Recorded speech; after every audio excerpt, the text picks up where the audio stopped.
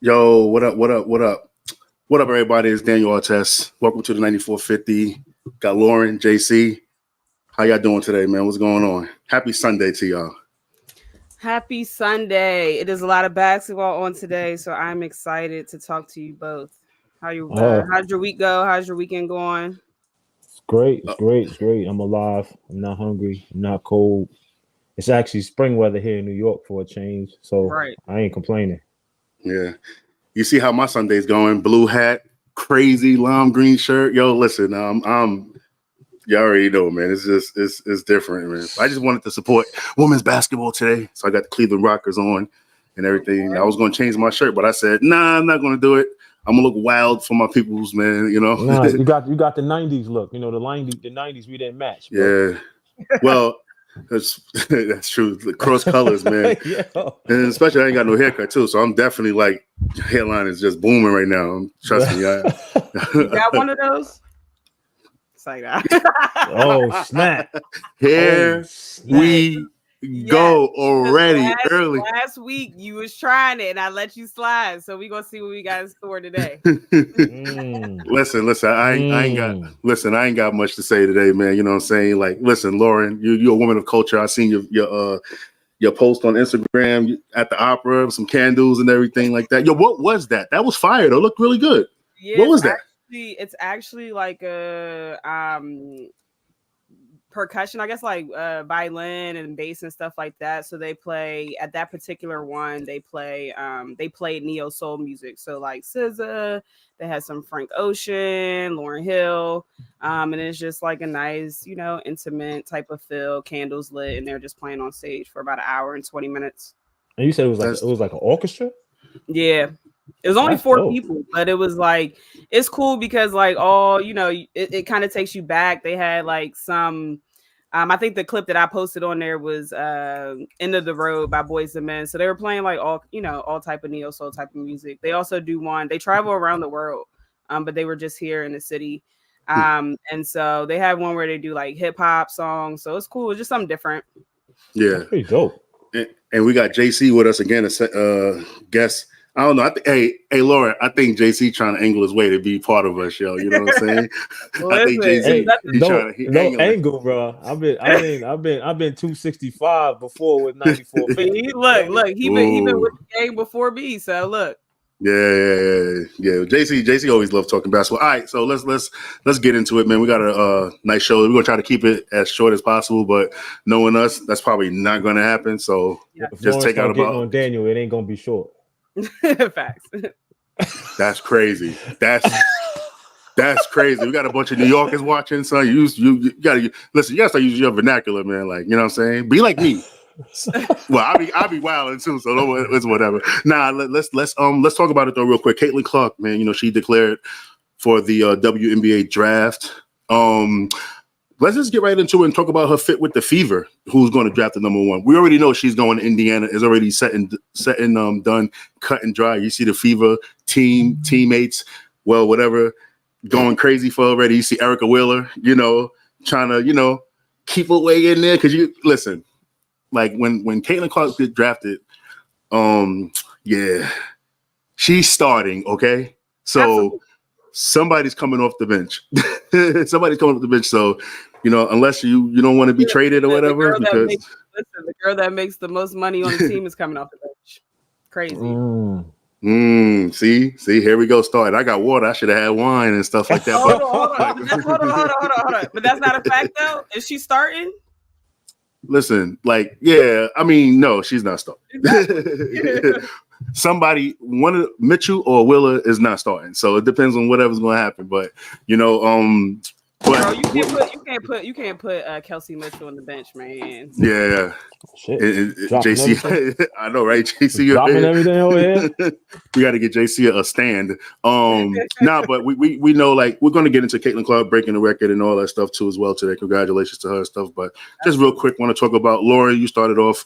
Like, what you think about her fit with this Fever team, and also like what's your expectations on this rookie team? And I know that the draft is not here, it's next month, but we already know what it is. Nothing's going to change between now and the draft. That Caitlin Clark is going to Indiana, but like, what's your thoughts? Absolutely. Everyone knows that she's going to Indiana. You can already see the Caitlin Clark effect with them saying that the season tickets already have doubled in price. When I looked it up, I think the lowest ticket price was $138, which is, they were damn near giving the season tickets away last year. Yep. So I think that we'll see an immediate impact in regards of like viewership up when watching Indiana games, and also in regards to season ticket holders. The last time the Fever had a winning record was in 2015. So let that sink in. Tamika Catchings was still playing then. Like, that's the last time they really have been playing winning basketball. So I think it'll be a cultural shift. I think that Caitlin Clark is just so good that she can benefit any team that she would go on. Clearly she's going to the Fever, but I think that I'm more so looking at it from a coaching standpoint. You always say, DA, like kid gloves, right? The coach cannot have kid gloves on when coaching her. You have to let her do what she can do. Like, you cannot confine her into a system because, like James Harden said, I am the system. You get what I'm saying? Like, yes, we have Leah Boston, of course. However, you have to let Caitlin do what Caitlin does, because that's why she is who she is. I'm thoroughly looking forward to the Caitlin Clark and Aaliyah Boston pick and roll. It is going to be poetry in motion, because you essentially have to pick your poison. You have the best back to the basket center in the league, and then you have someone that has infinite range and that can just flat out score the basketball. So you essentially have to pick your poison. And the last point I kind of want to make on Caitlin is her transition to the WNBA. I think she'll have a long career. I think when you can flat out score the basketball, you can stay in the league. My only concern is her commitment to the defensive end.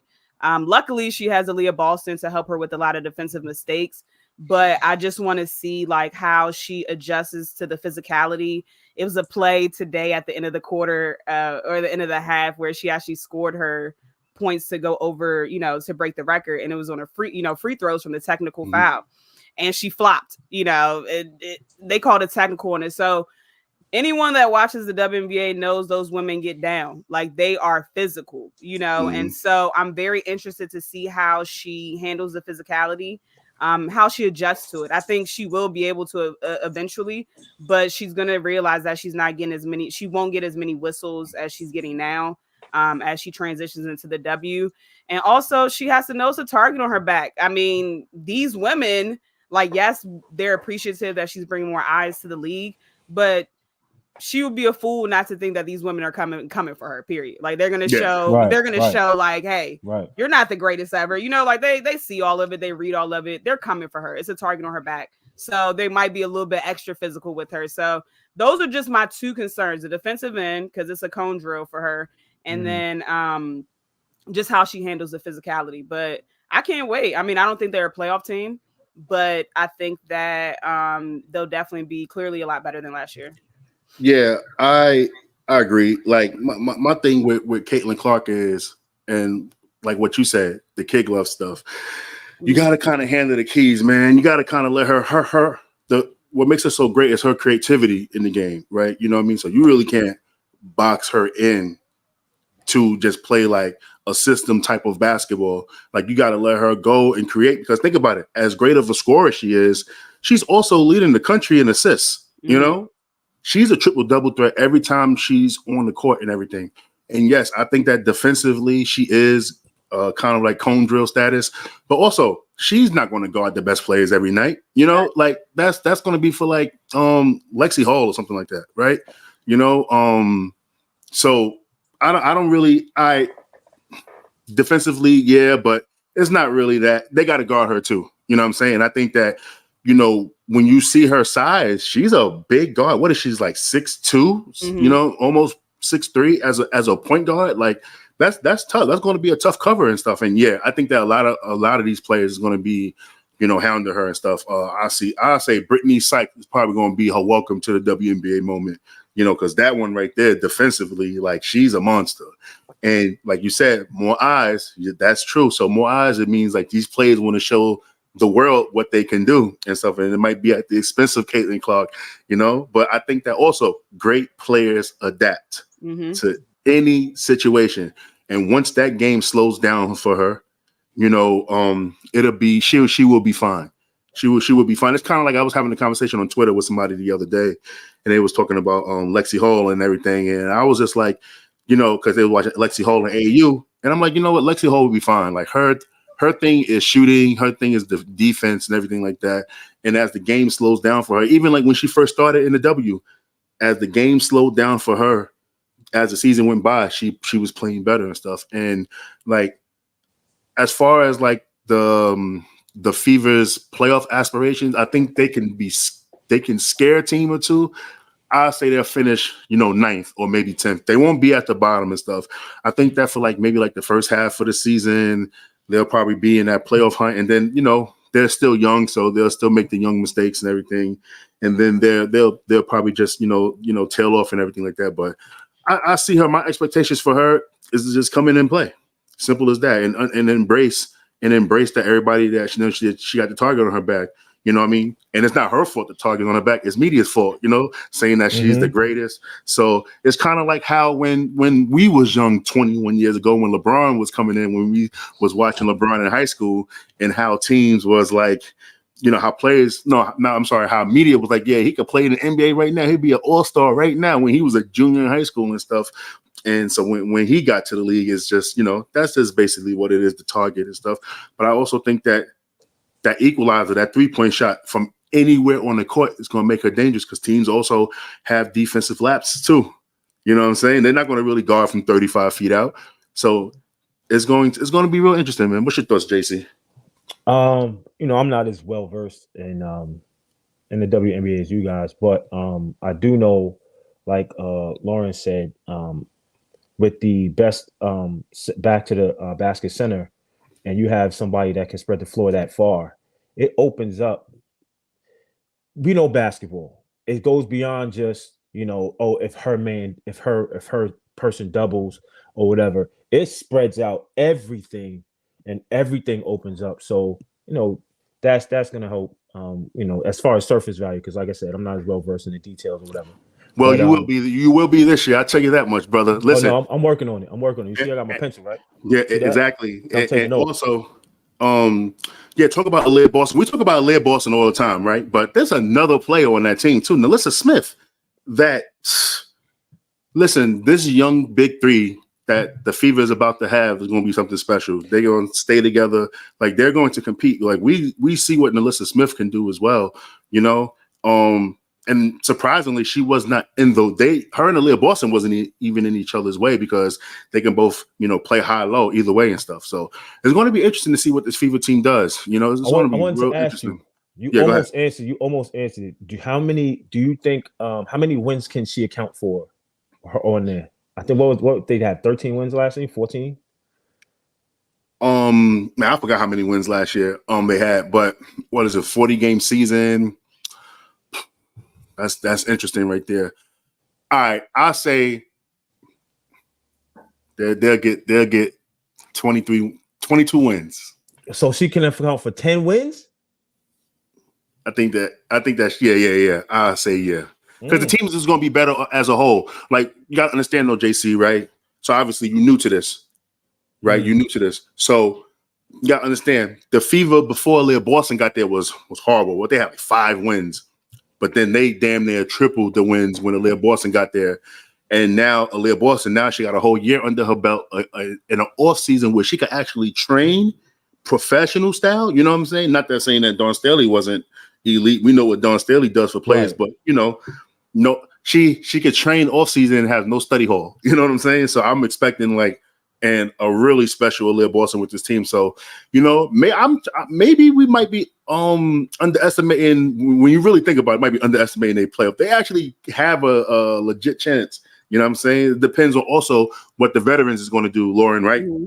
Yeah. Or when Caitlin Clark come in, are y'all going to put your ego to the side? You got to understand that somebody's coming off the bench. Mm-hmm. So I hope it, listen, I think that when it comes to the starting five, that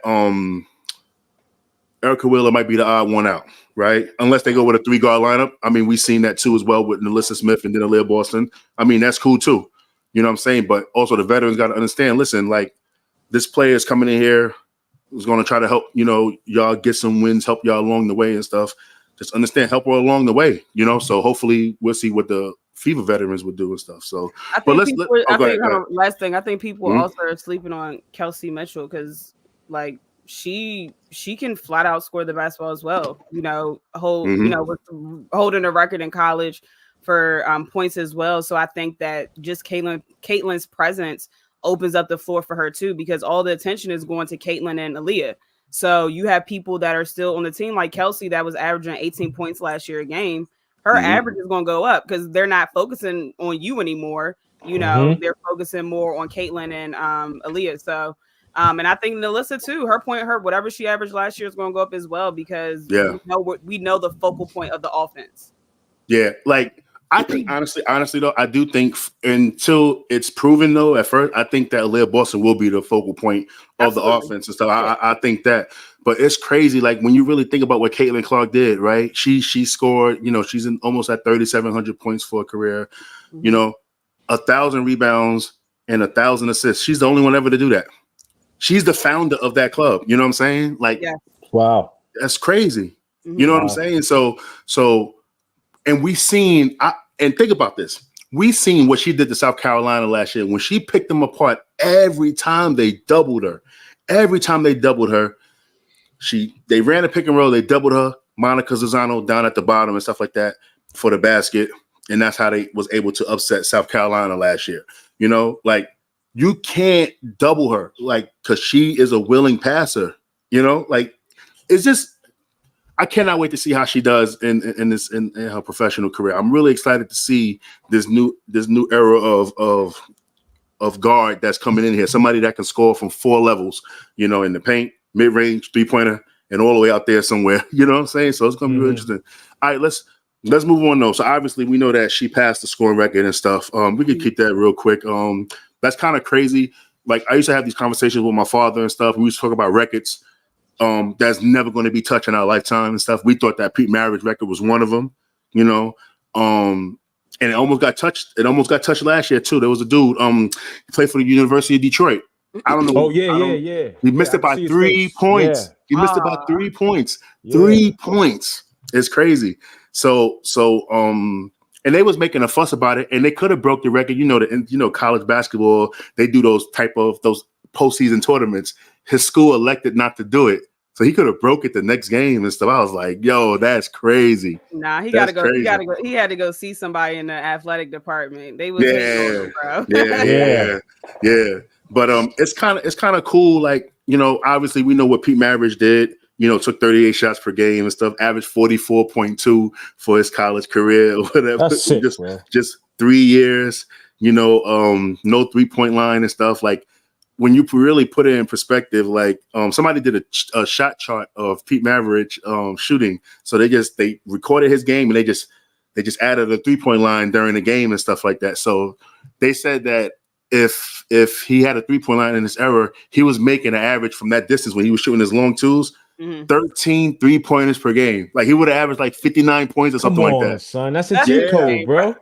Yeah. Like they say he would average like 59 points per game. Like it's crazy. That's it's crazy. Cheat code, bro. That's ridiculous. Like So, and I know that people's bringing it up. Like Pete Maravich, he did it in 3 years, 2 lines. Lynette Woodward also no 3-point line. But I don't want to build up a player and then break down somebody else. I just think that times change. They instituted the 3-pointer in the mid 80s, and that's just what it is. What I mean? So it's pretty cool though. But Pearl Moore, let's give our flowers to her. You know what I'm saying? From Francis Marion, Florence, South Carolina. She played in the AIAW. She scored 4,061 points and stuff. And that's funny because I didn't even know about Pearl Moore until they brought her name up. Like, that's crazy. Now, and I'm gonna let you. I know I've been talking for mad long. I'm sorry, but we have to talk about it because I feel like this. When Tara Vanderweer coached in the AIAW. Before the women's NCAA was created, she got 42 wins in there. She's the all-time winningest coach in all of college basketball, man and woman. her 42 wins in that other league count. You know what I'm saying? Towards her record. So, like, why not actually have Caitlin Clark as the number 2 scorer of all time? If y'all want to count a college coaching record, you got to put the scoring record in there too. But I'm sorry, I've been talking for that long. Go ahead, Lauren. No, I mean, I agree. I didn't know that they were counting her wins from the other league. So that's interesting. And I also had not heard about Pearl Moore until Caitlin Clark was on this journey to get the record. I think that what's special about Pearl is that it was an era, like we kind of said with Pistol Pete, where, you know, you didn't have the 3-point line. So for her to score over 4,000 points is insane. Like that when you don't have a 3-point line, you know what I'm saying? And so I was reading a few articles and it said that she would get 3-point plays. So it would be like a fast break or something and she would slow down so the defender could foul her and she would get it, you know, the old fashioned way and one. But they were saying, you know, they said she had a deep bag. They said that she could, you know, take you off the dribble. They described her as, you know, she would abuse smaller players in the lane and post them up, and she could shoot from distance. They said her range, I'm not going to say Caitlin Clark's range, but they said that she really had range, and she was just, you know, an athlete. And when you come from a family, I come from a small family, but maybe DA knows more about this, but when you come from a family of 11 siblings, you know, it's going to be competitiveness in that family. You're going to be fighting, you're going to be playing, you know, competitive games, whether it's basketball, soccer, whatever, you know, whatever the sport is. So just with that competitive nature, like I like it. I mean, I think that I agree with you, DA. They got to change it. If they're counting Tar's wins for coaching, they got to change that, man. Yeah. It can't be both. Is it that's one a Michael Wally?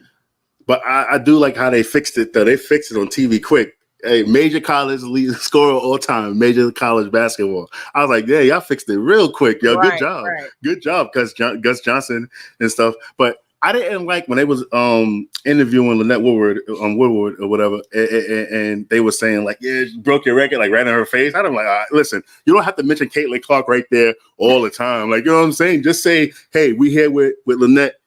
What's your thoughts on the environment of the game and stuff? Like, you know what I'm saying? Like, she's one of the foundation layers too, as well. You know what I mean? So, like, show her that respect. Like, you know, I know. I mean, they gotta do their job and stuff. I was like, media be pushing it, yo. They step on the boundary. They don't even go up to it. They step on it to see if you're gonna let them come through. Media, they're like the Draymond Green of microphones. They're the Draymond Green of microphones, yo.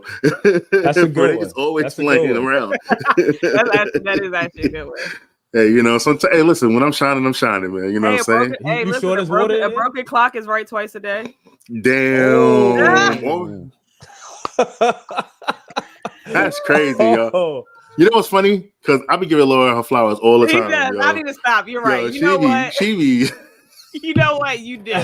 I'm done. Nah, don't be done. No, please. No. But you do. You always take the opportunity to give me my flowers, and I'm always talking about. I'll be throwing my jabs in too, though. It's all good. No, I'm never gonna stop jabbing now. You know what I'm saying? So hey, it is what it is. All right, so let's move on to LeBron James and stuff. 40,000 is crazy. Insane. Wow. When you really think about it, JC, you probably had these conversations with your parents or whatever, your dad. Lauren, you probably had these conversations, you know what I'm saying, with your parents when y'all was watching basketball. Wherever we watching basketball outside, we always talked about records that was not going to be touched in our lifetime. And Kareem's record was on that list too as well. The fact that LeBron passed that and then he hit 40,000 is just wild to me, man. You know what I'm saying? It's crazy for the fact that this dude really got 40,000 points, man. It's just, I don't know, man. Like, remarkable career so far. Well, not so far, but, you know, I think that he's going to push it to about 45 to 47,000. When in order, somebody has to, for 20 years, play 82 games and average 25 points per game for 82 games for 20 years. So, I mean, you got to play 20 years and not miss a game. That's just the minimum. I don't think that, and LeBron is not done yet. He's averaging like 19 to 2,100 points per season. He's still probably got he's trying to get another 3-year deal. Bro, I did the math, right? Yeah. So if he, for another 5,000, let's say he's at 40,000 flat right now. I think he's at 40,17, but let's say he's at 40,000. For the next 3 seasons, he only has to average 21 points. So that's less than 2,000 points a season.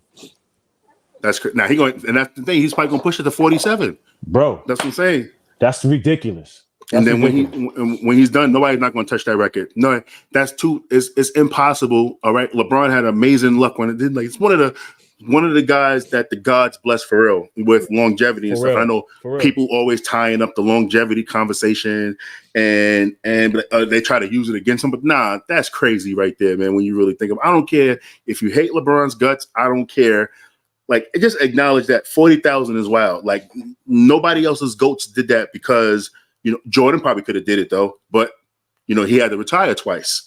You know what I'm saying? The other thing is, did Jordan take care of himself like LeBron took care of himself? Because from I would say no. I would say no, too. That man was smoking cigars he got cheese eyes, bro. And he got cheese eyes. He be drinking heavy. What? This dude eyes look like those them yellow sour patch joints, man. This dude eyes is crazy. Yeah, he's definitely on the Henny. He looked like somebody tried to erase with a bad eraser, bro. That's crazy. Chill, we can't talk. Hey, listen, that's the GOAT eyes right there. We can't talk about the GOAT. Listen, facts and facts. Yellow, This is Jordan. This is his eye right here, yo. Seriously, for real.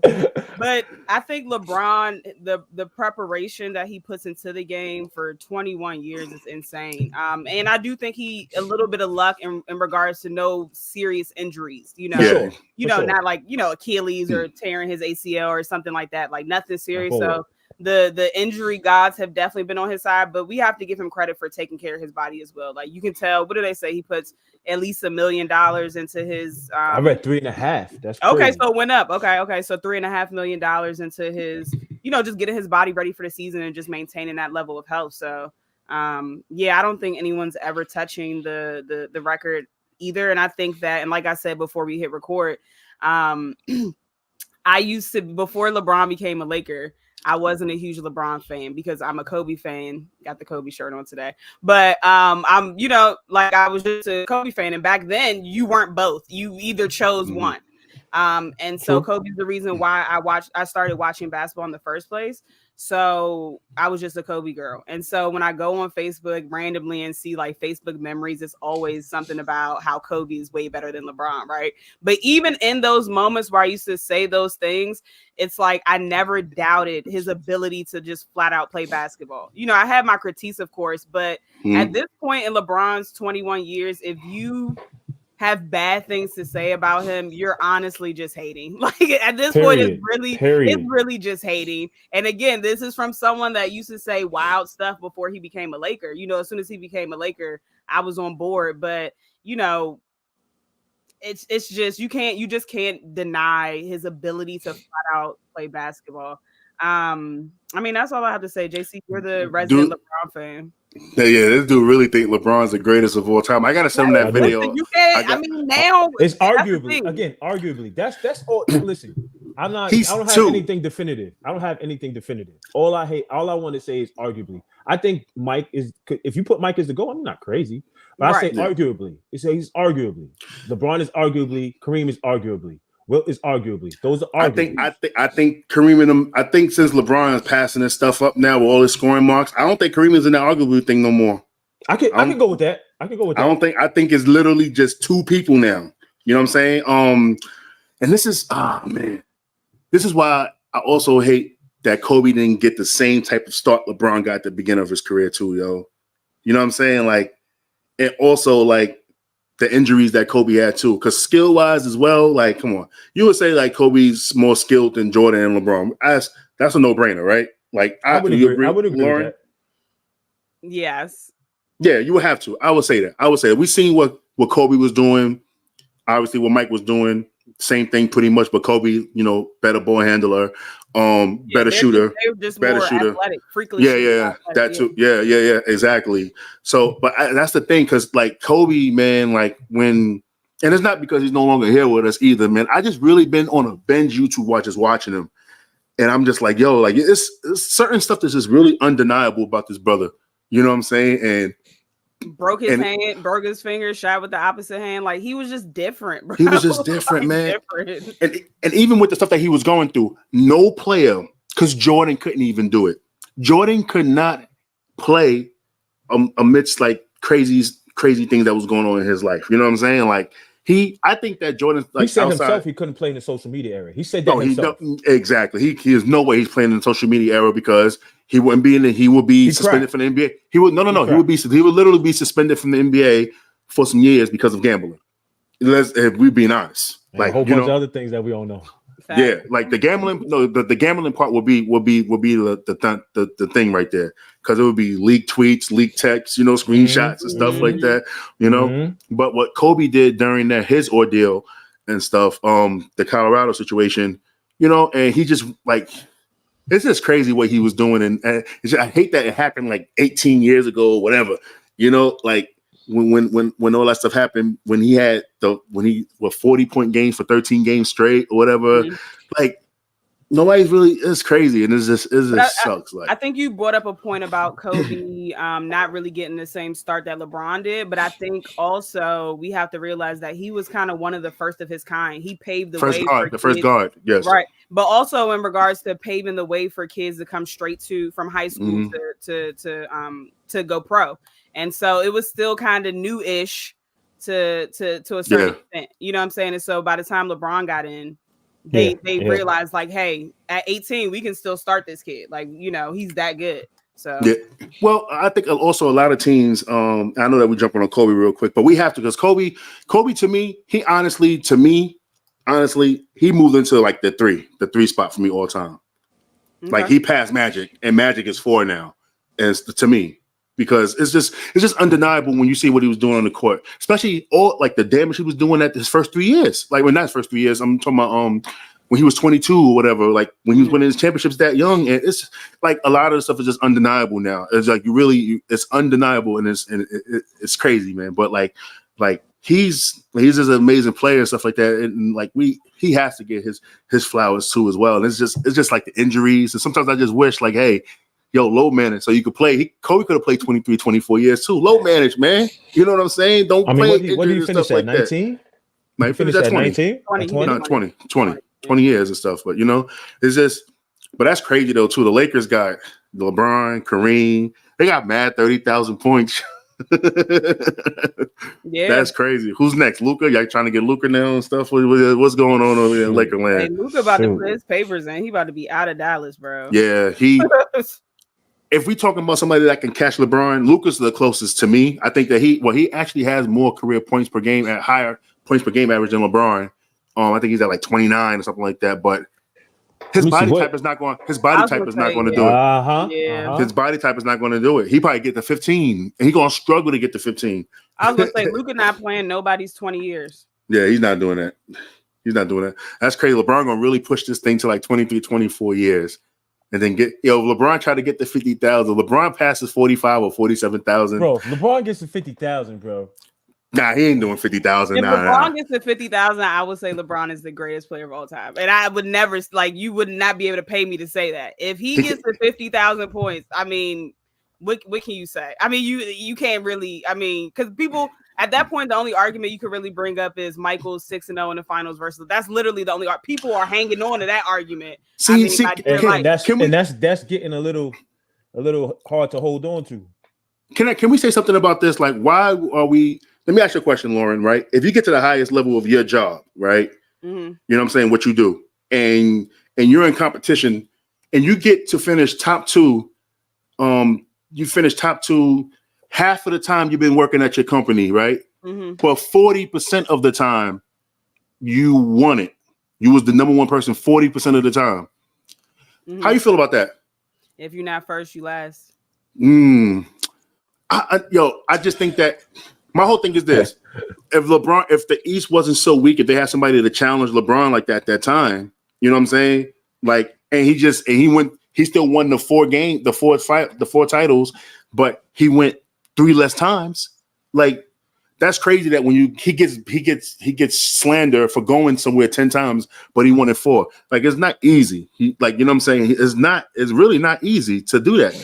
You know what I'm saying? And there are franchises that haven't even seen the finals twice. It's especially when you got to see. This is what I feel like the Warriors messed up the whole GOAT debate for LeBron James being the greatest of all time. I felt like when he beat Golden State, he figured them out. It was going to be that, all right, the 3-peat run. Then they get, Kevin. I love PG County, man. You're the only reason why I like PG County, Lauren. That's all I'm going to say. You and the other guys and stuff. Like, this guy comes in and messes it up not for everybody, but like, I kind of felt like KD should have stayed because Oklahoma City was still right there. Mm-hmm. They were still right there. Sometimes you have your thing and stuff, and they were still right there. They wasn't going to be, out or whatever. But it happened. He didn't go to Golden State. He wouldn't have his rings. He wouldn't have his rings. Yeah, he wouldn't have it. And he wants to be in the conversation clearly of greatest of all time. Like up there, he's not, and he won't be in that conversation. But he's definitely in, a top 10 conversation. If he didn't have those rings, he probably wouldn't be in top 10. Yeah. Like you live in. Your DMs is gonna be getting hit with some KD heads hard right now. Man, who cares about them, man? He's not in the GO conversation. Why would he be in the GO conversation? Listen, I've had many conversations with. Yeah, what? Man, these KD heads, some of them is man, they out there. Man, he gotta be high. Crib. I met him multiple times. Like, I told you my friend used to date his brother. Like, yes, listen, he's from the crib, but I'm realistic. He's not in the top 5 of all time. Yeah, you know what I'm saying? Maybe if his brother didn't average, never mind. Maybe if somebody that averaged 3.5 points per game and stuff like that in Towson, then maybe things would be different, yo. You know what I'm saying? Whatever. Yeah. Hit me up now. Let's do it. I'm ready. I want smoke. But all right. I'm just the better. Listen, I'm the better NBA brother player, yo. That's it. Simple as that. And I will stay. And we put money on that too. Oh, definitely. Please, man. We'll put 10,000 on that. Me versus Tony Durant. I would literally thrash Tony Durant on the basketball court. He's nothing. If you see this, anybody see this? Yeah, I said it. That dude don't want no smoke with me. Too small, even though he's 6'8". Small. I've seen him play live. Mm-hmm. Me too. That's all. And I've never seen you play live, and I'm still going with you. Please, that should tell you how good. That should tell you who God gave all the athletic abilities to. All you gotta do is just see my videos at me playing at 35 years old at Venice Beach. Listen, against some of the best players, getting 40. Daniel's equivalent in the NBA is Zion without the bungees. That's how he is.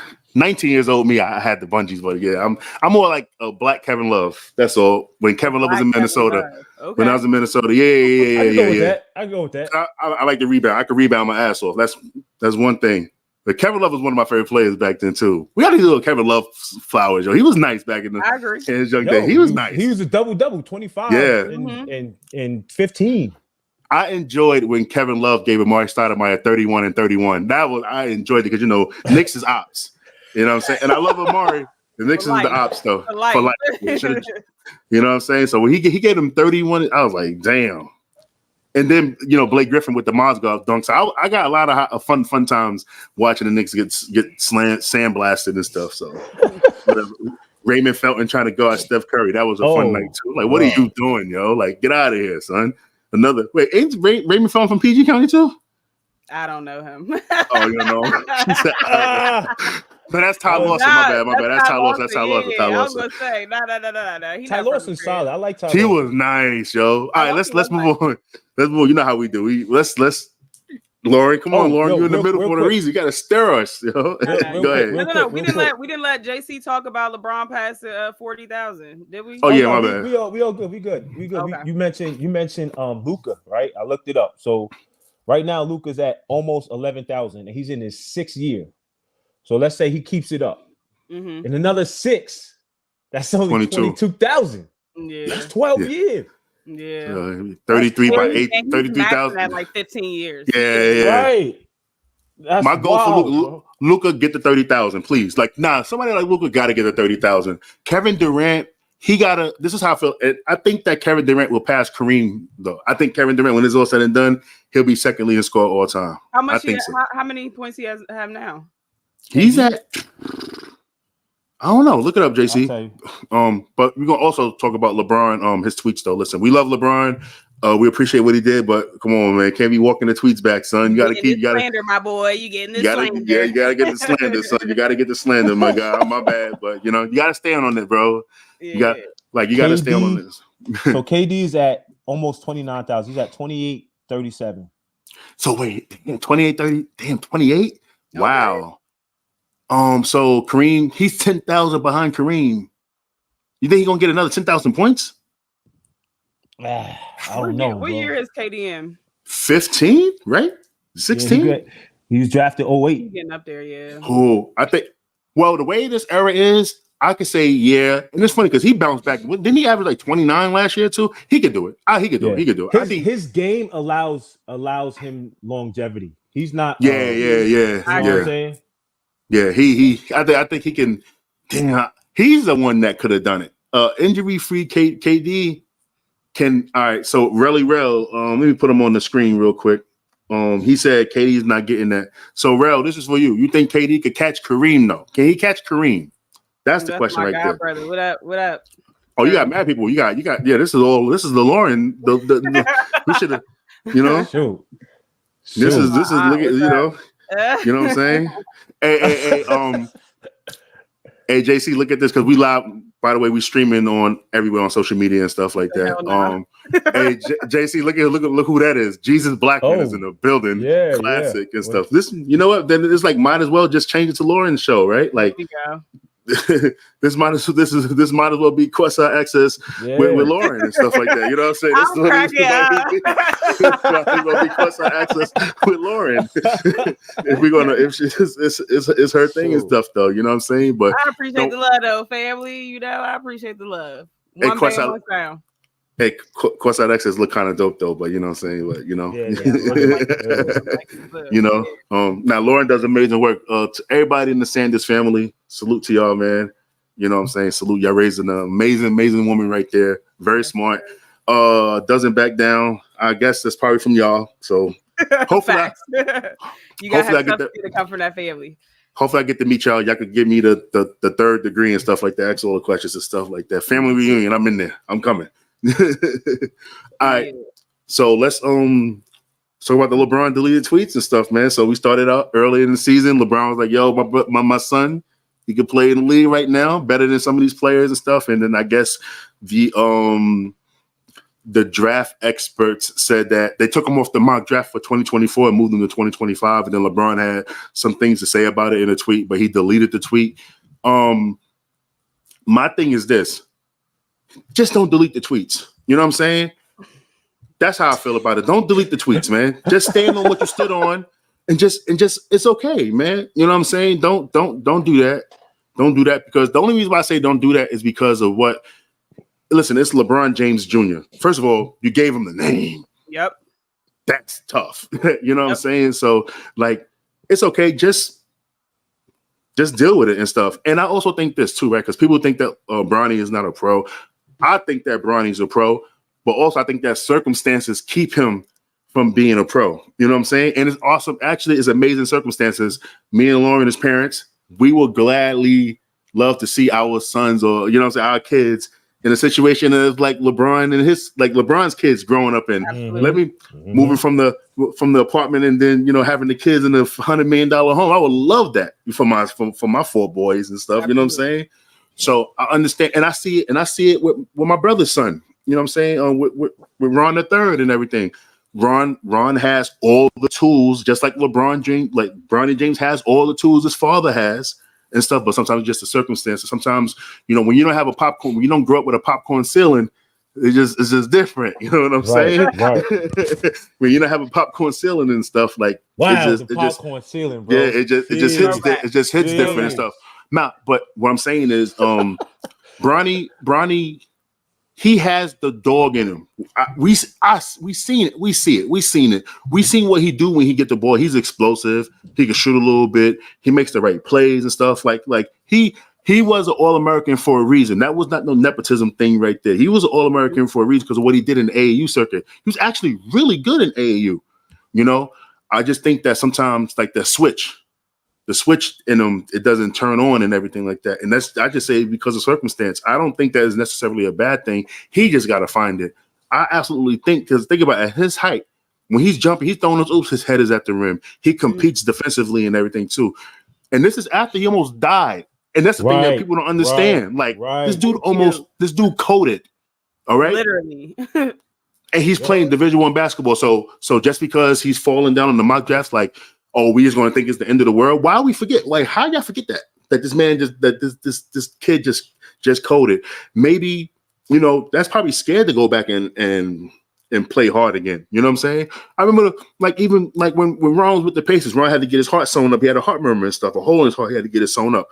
So this dude was like, I'm gonna go shoot around. Right?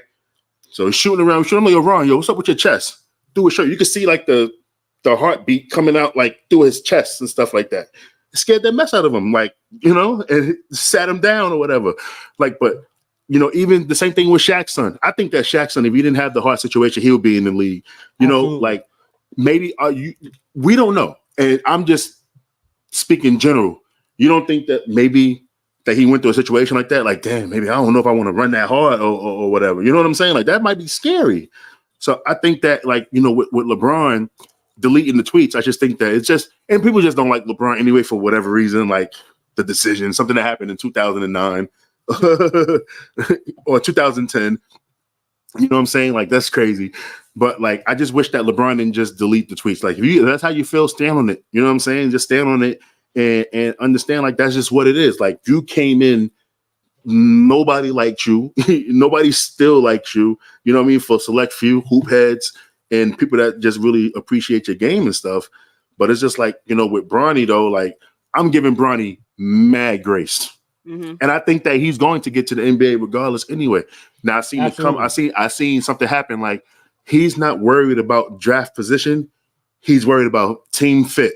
Mm-hmm. That's Bronny's style. He's always been like that. He's not going to give you 30 points per game. He's going to give you role players, like an elite role player status and stuff. They even said that when he was in high school, when he was going to USC, like, he's just an elite role player, and role players is making Chris Middleton. Chris Middleton making $40 million right now. You know what I'm saying? Rudy Gobert. No. He's not a role player, man. I like Rudy Gobert, man. All right, stop the Rudy Gobert slander, man. Stop, yo. He gave everybody COVID, bro. That's true. Touching the mic. First of all, touching the mics was crazy. like, what are you doing? Right? Like, what? That was wild. Rudy Ground Zero Gobert, huh? No. Rudy was the best player on them teams. I know Donovan Mitchell was doing the scoring and stuff. Patient zero. This dude called him. This dude, Rudy Gobert, gave the Ebola virus to everybody. Yo, that's crazy. This dude was wilding. Nah, but back to Bronny though, man. Like, I'm just giving him mad grace because I feel like he can get there, and I feel like his route on getting there is going to be different. I think that he's a really hardworking kid. He's focused. Like, he's not even succumbing to the. I know that he's getting the slander. Like, you know what I'm saying, bro? I know come on. I know his social media is crazy. It gotta be. His DMs is filled up with either models or hate, yo. Right. Period. There's no in between, yo. Nothing. No middle ground, son. Facts. Like, yo, watch my OnlyFans, Bronny, please. or don't watch it. Fuck you, Bronny, yo. You know what I'm saying? It's one of those, yo. Right. Literally. It's either I'm sorry, I would say it. It's either Bronny got two things going on in his DMs. Fuck you or fuck me. That's it. That's right. That's facts, bro.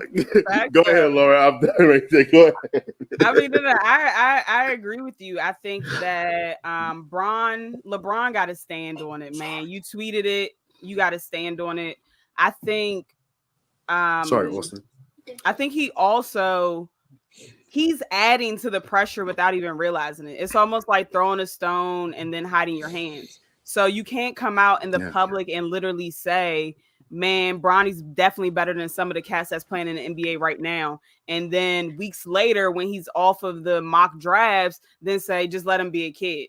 Like, You know what I'm saying? Like he already has an immense amount of pressure because his name is literally your name and you are deemed as one of the best players to ever play basketball. So off rip, he's already going to have pressure.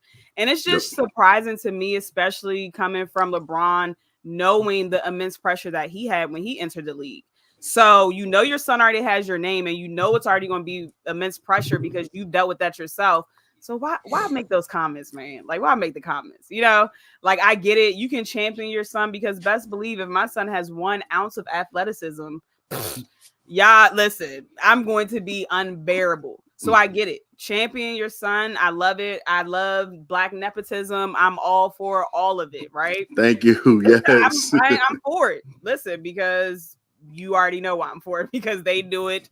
And so when we have an opportunity to do it, why not? Let's do it, right? But my thing is like you already know that he has this immense pressure. Just don't add anything extra to it. And I agree with you, DA, in regards to sometimes people are forgetting that this man literally came back after having open heart surgery or whatever, you know, some surgery with his heart. Anytime they have to open your sternum, that's a major surgery. Absolutely. You know what I'm saying? And Absolutely. so he came back playing basketball, full contact after 3 months. Like, are we not like maybe because I'm in the medical field and I deal with patients that have open heart surgery and other surgeries to their heart, I understand the recovery process. Like it's certain things you can't even do for 12 weeks in order to recover from having your sternum open. So the fact that he's out there playing full court contact is like insane. And people are really talking about his draft stock. Like this kid is richer than most of us will ever be in our entire lives. By accident. Right. Just from being born. Just from being born. Just from his swimmer winning, you know, like the race. Like that's it. It was nothing major about it. Like this kid, what a great life, right? Already making $5.9 million from an NIL deal. So it's not the money. He's trying to get in the NBA because he legitimately is passionate about basketball. That's what he loves to do. And he is going to be a good role player. I think Bronny has the tools to definitely make the NBA.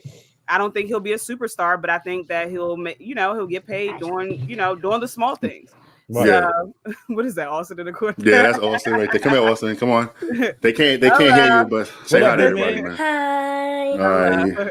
He just turned 8 the other day, so you know what I mean. Said what? He just turned 8 the other day on the 25th. Happy belated birthday, the big 8. Thank you. And everything, but yeah. Bronny, I think he'll make the league. You know, I think that the media is doing a little bit too much with this whole mock draft thing. Like, okay, stay an extra year. Why not get your strength up? You know, get your health all the way, you know, where your confidence level is up, that your heart is pretty much like a new heart and it's not going to fail you. I think he should definitely stay extra year. I mean, what's the rush? You're rich anyway. That's why most people go to, you know, leave the first year and go, right? Because you want to make money for your family, you're sick of school, etc. You don't got those problems, bro. You're rich. But sometimes it does hurt you, like if you stay in college long now. Actually, remember back in the day, go back to school, get better second year. Sometimes that will will hurt you now because now more scouts can actually see more flaws or whatever. So that's why I hurt. And the league is young now. That for him specifically, it'll be able to show more his bag. Like I think because he has another year of playing with this heart, he has another year of building his confidence and his abilities, and now he, you know, it's another year of added motivation. Like I hear what y'all saying. All right, bet I'm gonna show you.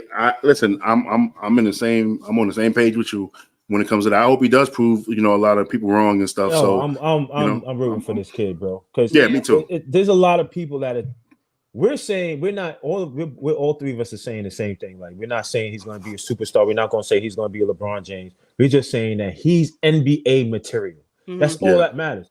I said to my homeboy Coach P, what up? I was like, it's not even about him being the star or the number one draft pick.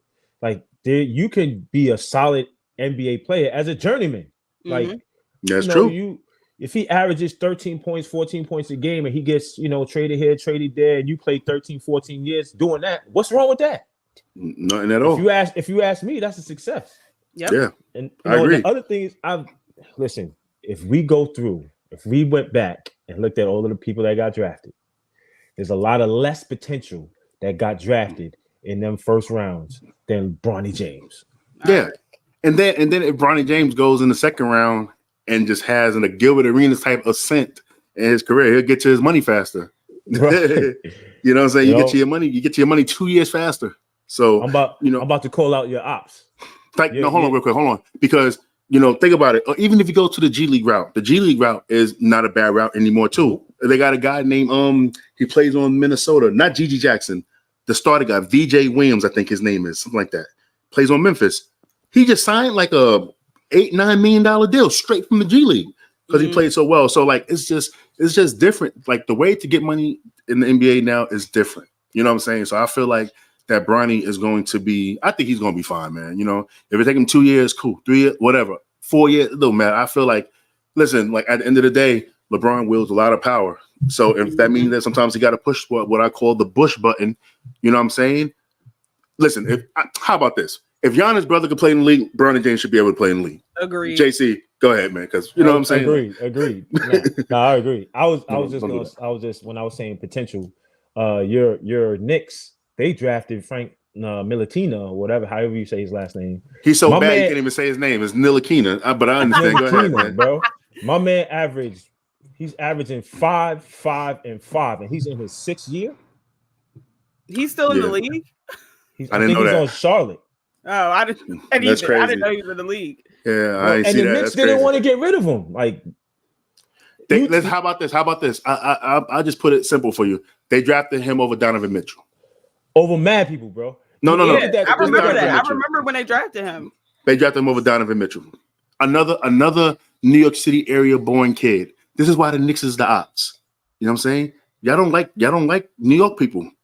And it's not like, Donovan Mitchell comes from a good family. His father was in the Mets organization since the 80s. You know what I'm saying? So he knows how to be a professional or whatever, being around that. They fumbled the bag. Come on, man. Knicks, that's all they do is fumble. They fumble by trading for Melo. And first of all, they lied when it came to Carmelo Anthony. Like, he coming home. First of all, he left New York when he was 8 years old and went down to where you at. You know what I'm saying? So, like, no. You're not really a New Yorker. You from Baltimore, wherever you from. You're not, I'm coming home. I'm from Red Hook now. No, because all the other time you was never saying you was from Red Hook until you get to the Knicks. Now you Red Hook. Get out of here, son. JC, don't talk about my guy Melo, bro. Don't talk about my guy Melo. No, he's an amazing player. I just think that the Knicks just used that. They was capping when they did that. You know what I'm saying? You're not from New York if you live. That, man.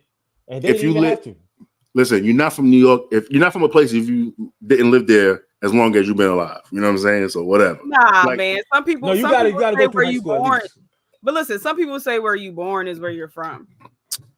I think it's subjective, right? Like, I mean, I don't consider Jordan a New Yorker, even though he's, Jordan was born in Brooklyn. But people be saying that, you're from Brooklyn, like, come on, please. Yeah. Like, if you go somewhere when you're 3 years old, like, right. That don't count, bro. That don't count. Yeah. For instance, my son right here, Austin, right? You know what I mean? He was born in 2016. We moved down here in 2019. He been down here longer than, you know what I mean? You know what I'm saying? He's a South Carolina guy now. He's a Southerner. You know, I feel like where you go to elementary school. Yeah, exactly. All years, then that's really where you from. Like all the years, when you're in school, that's where you from.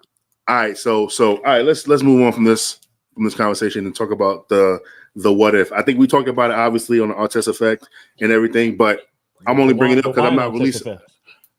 Yeah, that was crazy night right there, y'all. That was crazy. Stop. That was crazy because I was listen. First of all, great though. It was great. Let me tell you. Yo, I was accidentally turning the thermostat up when I thought I was turning it down because I was doing it without looking, bro. Man, I turned around. That thing was on 89. Yo, I was done. So that's why you was wiping the sweat beads. Pat your weave, baby. Pat your weave. I was patting my head. I was going crazy. I was like, yo, I'm dying out here, but still fun show though. Still fun show. All right, Lauren, this is your segment because this is your question and everything. Right, so you guys switch the graphic, bro. Don't do that. No, I ain't switching the graphic. Yeah, don't do that, man. Don't do that. But yeah, so everyone that's listening, I basically asked DA who was a player in the NBA that without injury, if they didn't get injured or if they just had let's say like more work ethic or more of a motor, who would you deem who had an opportunity to be the greatest of all time? Or So being a GOAT conversation, right? Right, or be in the GOAT conversation. Yeah. And so I said that the person that two people come to mind. Maybe not the GOAT. I mean, so Penny Hardaway is one of them, but my main one is Shaq. And I say Shaq because of his motor and his work ethic while in the NBA. Right now, most people who actually know basketball have Shaq in their top 10 just based off of his dominance, right? Absolutely. So imagine if Shaq actually put in the work, right? Imagine if Shaq had the same body of like the work ethic that Kobe had. I think, like I said, I don't always agree with everything that Gilbert Arenas says on his podcast, but one thing I will agree with him about is he said Kobe was, like, when you talk about the greatest players of all time, Kobe was the least athletic of all of them in regards to natural, like, God-given talent, right? Yes, I know what you're talking about. Yeah. And it's a fact. So Jordan had an insane vertical, and LeBron is 6'9", but can play 1 through 5, right? Just naturally, like, God-given abilities. Kobe didn't have that. His body built was average. He was average, right? So the fact that we even talk about him being top 5, top 3, or some people have them as their GOAT is insane. It's all work ethic and all just how he prepared for the game. So if you take that and put that on somebody like Shaq that already had that dominance, like, I think that honestly, Shaq should have been the greatest player of all time. Like, he had everything to do that except the most important thing, your mentality and your motor. I was just looking at some of his numbers. And in year 2 and 3, when he was in Orlando, he was averaging 29.3 points per game and 13 rebounds per game, shooting 60% from the field. Imagine if Shaq actually worked out extra instead of going to the club. Like, imagine if Shaq actually, put time and effort into the craft. Like, I was listening to him on his podcast with AI, and he was saying, like, yeah, practice with, if we had an early game and it started at 12, I was rolling in the house around 5, 6, from the club. So imagine if he wasn't doing that kind of stuff and actually ate right. He said he never ate well. He said he would eat cheeseburgers. He was like, I'm not eating salad. I'm not eating it. Like, imagine if he actually took care of his body and really prepared. So I'm going with Shaq. I mean, because we see what he did when he didn't take basketball seriously. So imagine what he would have been if he did. See, that's the thing. I think that Shaq had the mentality, but he didn't have the focus. Right. Okay. Now, Shaq was a beast. Now, like, that's a good way to put it. Shaq. It was never a time Shaq didn't, wasn't dominant. He was dominant every year, but absolutely, it was just like sometimes his body will break down at weird parts of the season and stuff like that. And then obviously he's not putting in the work in the off season. He admitted that and everything. Mm-hmm. All Shaq had to do was just stay at Orlando Magic's weight. That's it. That's all he had to do. Stay 298 to 301 pounds or something like that. And man, it was nothing nobody could do. That dude was just like, he was just on a team that wasn't as good as the Houston Rockets. But like what he was doing to Olajuwon, and Olajuwon was giving him the work too. But Shaq was bullying him. If Shaq had a couple more, matter of fact, or if Nick Anderson, you make 4 free throws, maybe things will go a different way. You know what I'm saying? Forget about that. People, you know what I'm saying? Because they had the team, but they was also very young. They didn't really have a lot of veterans and stuff. You know what I'm saying? There wasn't a lot of veterans on that team. Well, Horace Grant, but that's probably like the only one. Right. But and they had coach was he wasn't there that long either, was he? It was Brian Hill. No, I don't think that he wasn't there that long and stuff. Well, Scott Skiles too was another vet, but him and Shaq actually didn't get along. There was some weird. They got into like Scott Skiles was a beast, man. He swung at Shaq first. He has the all-time assist in the game. 30 assists. Yeah, but like it's Shaq is on that list. I would even say AI is on that list too as well. If he would have never really got injured and everything, could be one of the greatest to do it. Grant Hill, he was the next Jordan. Who else? Penny Hardaway. Obviously he's on that list. Brandon Roy. I wouldn't say Brandon Roy would be in a GOAT conversation. Not the GOAT conversation, but he would have been. I think he would have definitely been a lot better in the top 10. I don't think he would have been top 10. No. We have to see. He only really had 6 strong years. But he was beast. He was a beast in them years too, though. Like Brandon Roy is was. nasty. Like he's Yeah, nice. he was. Let me ask you this: do you think? This may again not necessarily the GOAT conversation, but in the all-time conversation, you think Reggie Lewis, if he doesn't pass, he was I wouldn't say, but Len Bias would have been, and that was actually about to be my next one. Because Another I was Maryland product, by the way. PG unfortunate, situation that happened to him. Yeah. With Len Bias, I was watching him play when he was playing against Jordan and stuff in the ACC. I was like, nah, hold on. They would have had a power forward that would have been like the greatest player of all time. Cooking him. He was doing Grant Hill before Grant Hill. Like, his body was like back in the 80s, them people's bodies wasn't looking like this. Dude's body was different in the 80s. Chiseled, like he was chiseled, yo. Yeah. He didn't look like Moses Malone or nothing like that, or whatever. Right. Another one, the Chicago legend, Ben Wilson. Rest in peace to him too as well. Even though he was in high school when everything happened to him, but still, like, everybody had nothing but nice things to say to him. He's so good that if you're the best player at Simeon High School, you wear number 25. You know what I'm saying? Like, oh wow, that's how good this dude is. Yeah, that's why Jabari Parker wore it. Derrick Rose wore it. I think it was the only two that wore it. It's like a thing, whatever. And you could put can Derrick Rose is on the list. I would say that if Derrick Rose never got injured, I think that Derrick Rose would probably be a champion. I think he'd be a champion. You think he'd be in the GOAT conversation? Not top 10. I'll say this.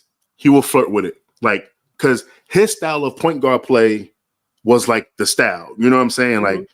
Like even though we see what Westbrook was doing, but Derrick Rose was more of a point guard than Westbrook too. Mm-hmm. Like it would have been tough. It would have been tough if he never got hurt. I think D Rose is a super athletic Iverson.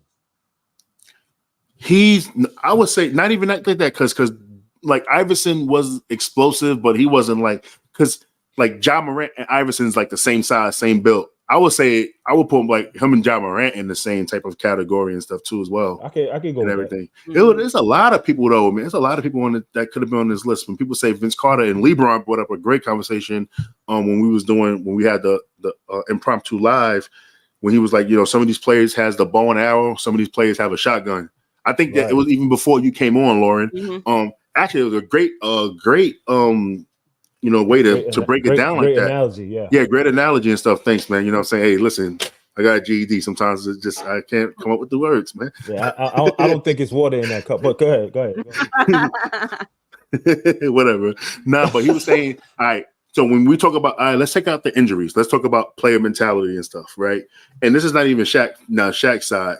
Like Vince Carter, he would say like a player like Kobe's carrying the shotgun when he's hunting. Mm-hmm. He'll say Vince Carter had the bow and arrow. Now, mind you, both can kill you, but the shotgun going to leave a mess. Right, it's going to be more mess. You rather get hit with you rather get killed with a shotgun or a bow and arrow. Like, I don't want to get killed, so I ain't picking nothing. Right. But at the same time, I'd rather carry the shotgun than the bow and arrow as well too. So that's like stuff like that. Like Vince Carter was one of those players that got in his own way. Mm-hmm. You know what I'm saying? I think that the mentality hurt him more before the injury and stuff. You know what I'm saying? Because he still had amazing talent. Listen, he played 22 years? Yeah, 22 years in the league. Yeah. So because he stopped at what, 40? Was he 40? I think he was 40 or 41. I think he was 41. Yeah, so I don't know what T-Mac. Well, T-Mac was injury. T-Mac because T-Mac he had a dog in him. AI had the dog in him. What about Gil? Gil who? Gilbert Arenas. No, he wasn't going to be on the GOAT conversation. Not top 10, but he wasn't winning. He was winning. He was he's the Shaq. He's the Shaq of point guards when it comes to that because he wants to party all the time too as well. You know what I'm saying? He wanted to get his name up and everything.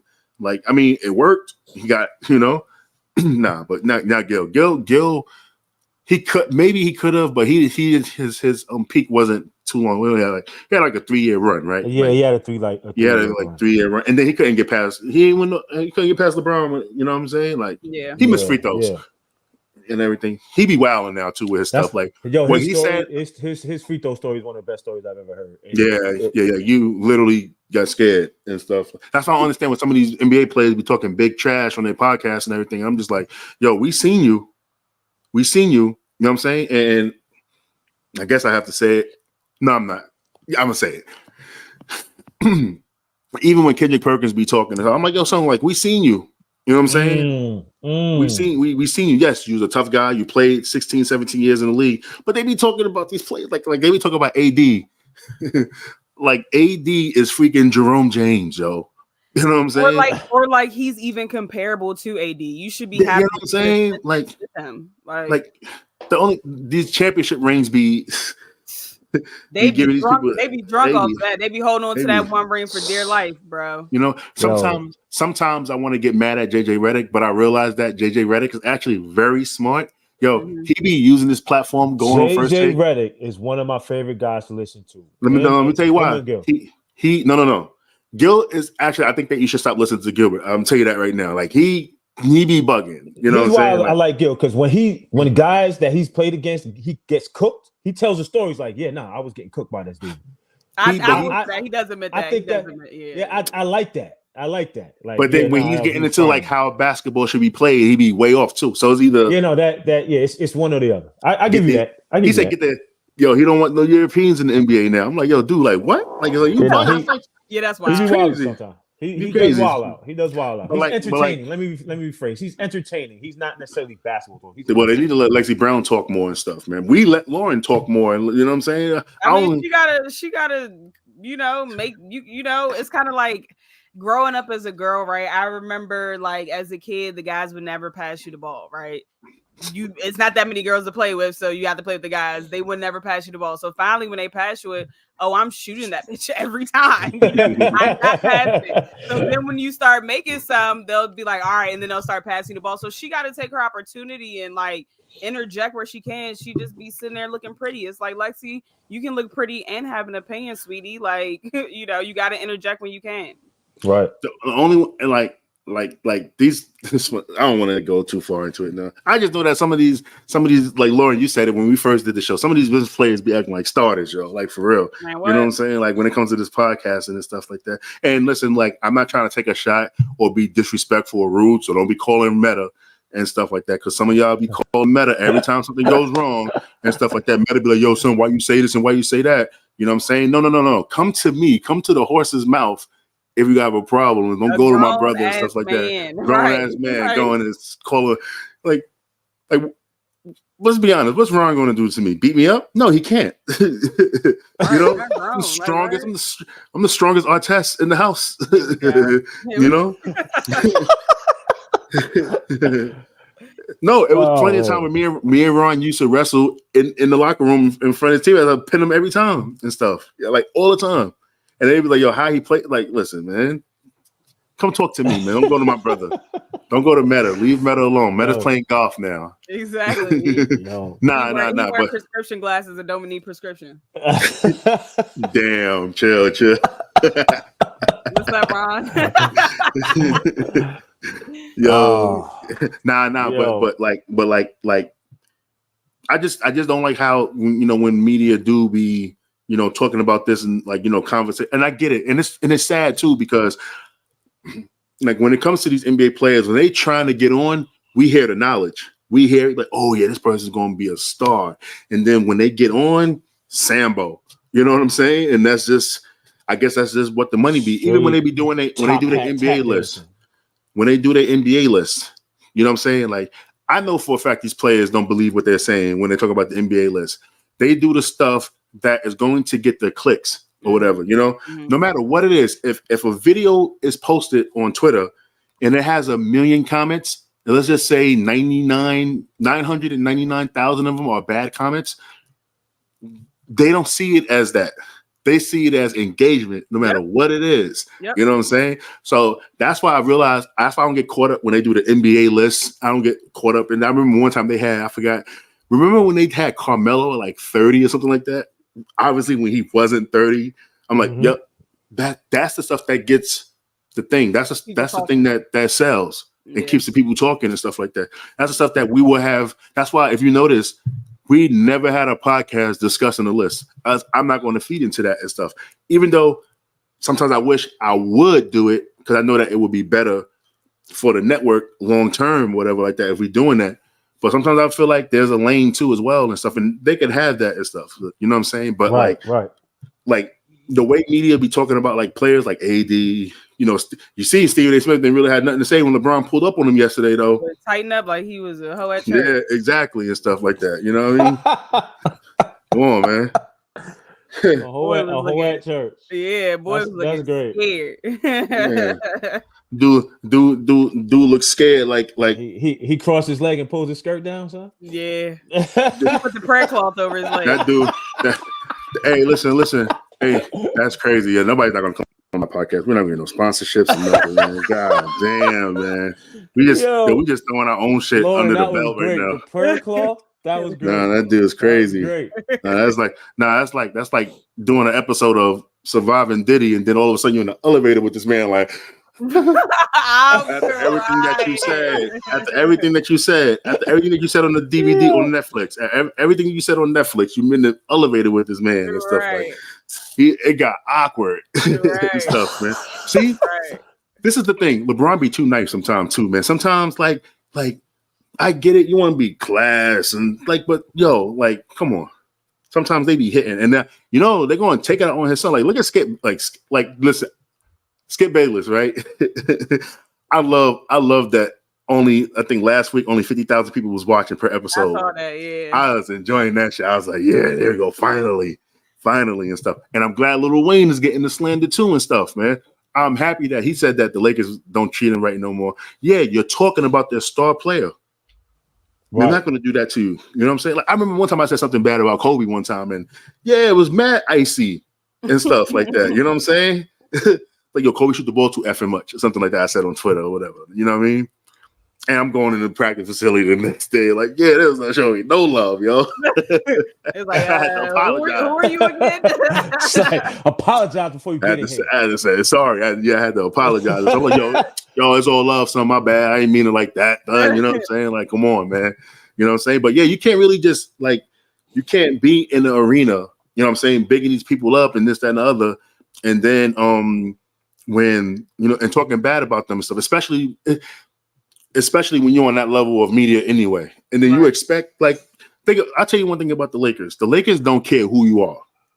The Lakers, they, as an organization, they're not like the Pacers. You know what I'm saying? Like, they'll give you special love. The Lakers don't do that for nobody. I think the only thing the Lakers did was for like Magic, Kobe, Shaq, Kareem, or whatever. You know what I'm saying? Like, when it comes to special treatment, they don't do none of that stuff. It don't matter who you are. They didn't even do it for Nash. I remember Nash was trying to get extra tickets. He had to go out of his pocket and pay and everything. Come on, ice cream man outside. Look, that brings a sour taste to my mouth, man. Steve Nash. But didn't they say he was like carrying groceries and re-injured his back and couldn't play when he played for the Lakers? Now, remember Dame Lillard hurt him his first game. Yeah.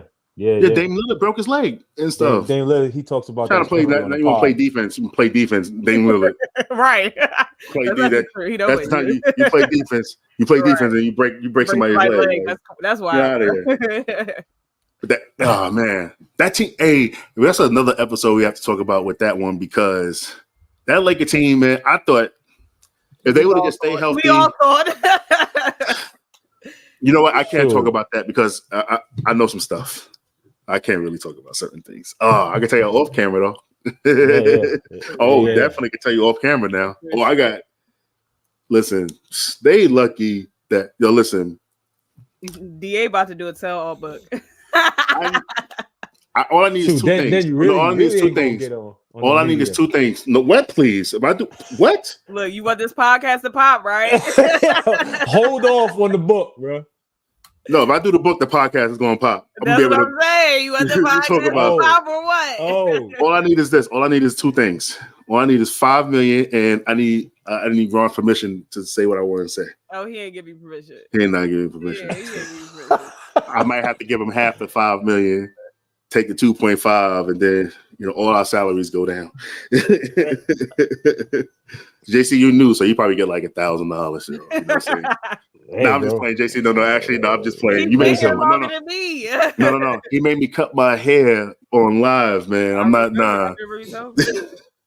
Yeah. And then I remember like he got the video, so he only got my reaction like when I seen it, and I just started busting out laughing. Yo, was mad. JC, that was like I still got that in my phone. That's yeah, never get deleted. yeah. I was like, oh snap! Oh, come on! It was funny. That's Then I never was just get doing deleted. it, talking. Hey, Lord, I'm Never. talking basketball, shaving my head, talking basketball and stuff like that. Yeah. But What the time? but I know we just went way off. All right, whatever. That's just what we do. Let's wrap this up. Yeah. Anything else before we wrap up though? Like you got like 10 minutes left. Anything else?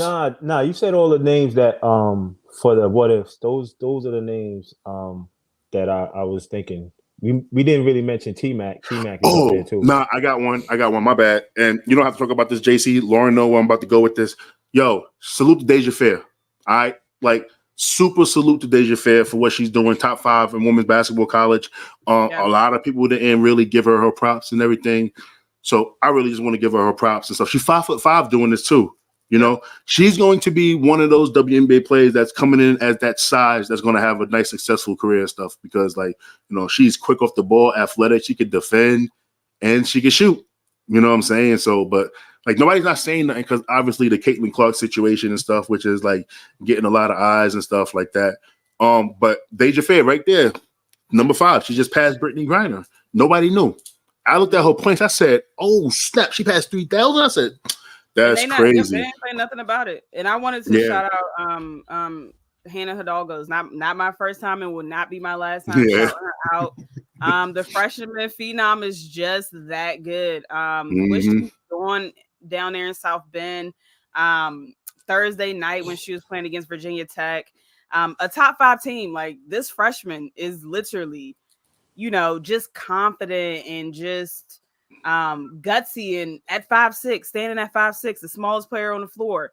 Against Virginia Tech, she had 12 rebounds. Today she had 8 rebounds, scored 23 points the other day, scored 26 points against ranked teams. Like she's not playing a soft schedule like LSU.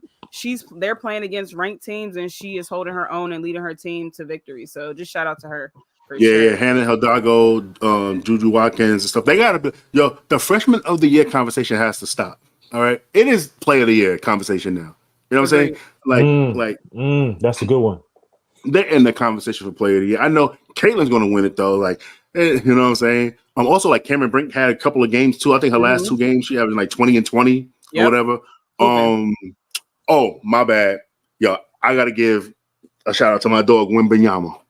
The rookie of the year race is over.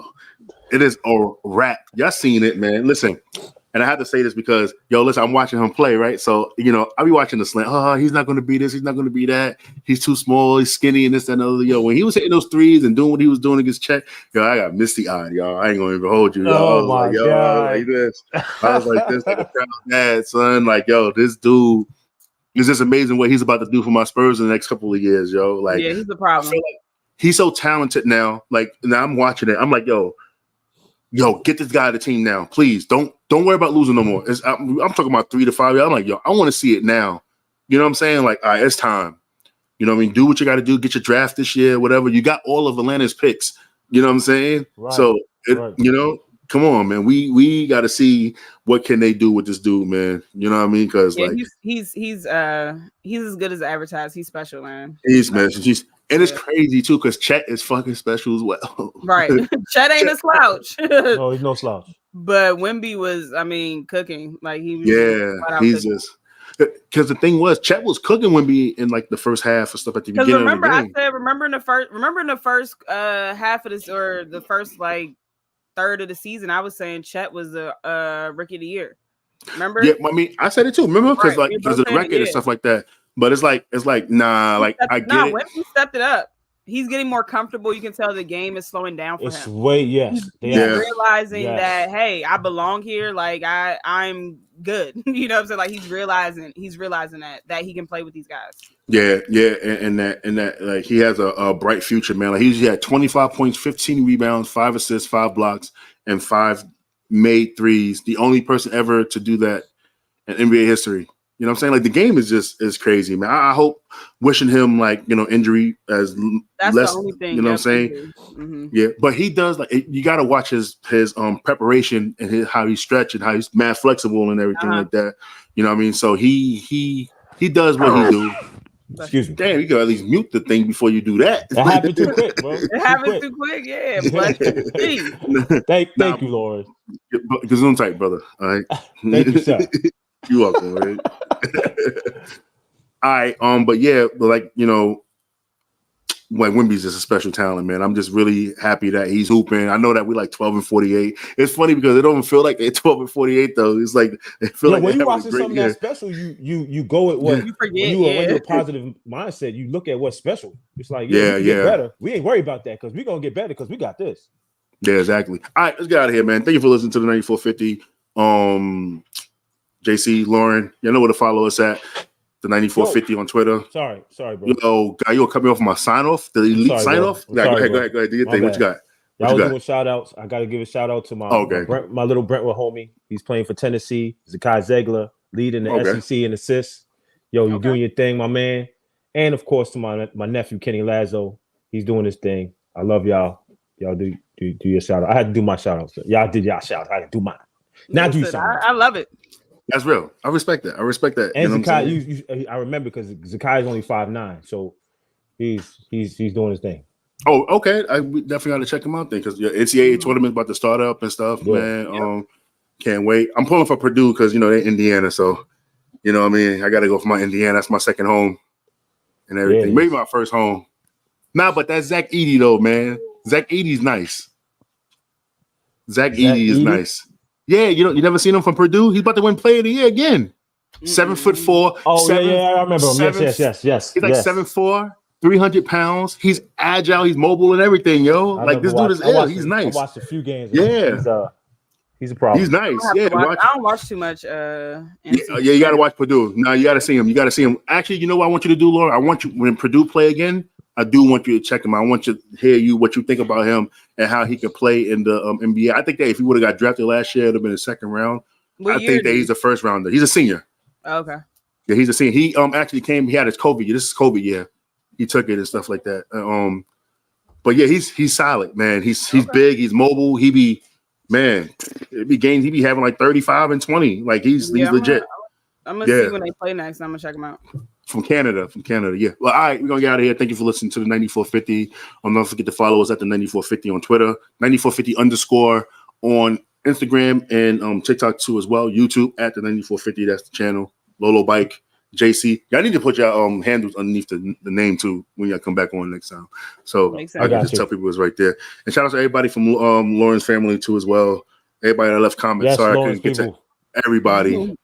Got you know what I mean, but salute to y'all. And we out of here. Y'all be safe. Peace. Love is love.